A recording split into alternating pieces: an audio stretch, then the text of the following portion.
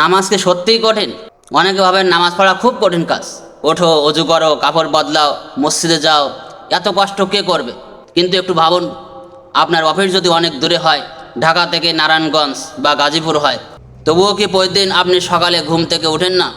মুখ ধুয়ে রেডি হয়ে ব্যাগ গুছিয়ে রিক্সা, টেম্পো, বাস, ট্রেনের ভিড় ঠেলে ঘন্টার পর ঘন্টা জার্নি করে অফিসে যেতে হয়। দেরি হলে বসের বকুনির ভয়, কাজের চাপ, সবই সহ্য করেন কেন?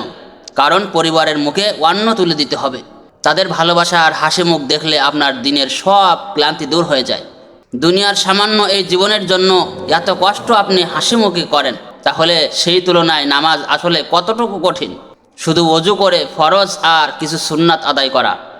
দুনিয়ার ক্ষণস্থায়ী জীবনের জন্য যদি এত পরিশ্রম করতে পারেন, তবে আখেরাতের অনন্ত জীবনের জন্য এর চেয়ে অনেক কম কষ্টটুকুও করতে পারবেন না।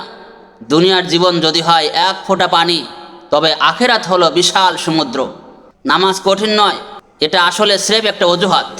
আসল কথা হলো আমাদের ভিতরের সদিচ্ছা ও নিষ্ঠা। অফিসে যাওয়া বা পড়াশোনার জন্য আমাদের নিষ্ঠা আছে বলেই যত কষ্টই হোক আমরা তা করি। যে কাজের প্রতি আগ্রহ নেই সেটার সামান্য কষ্টও বড় মনে হয়।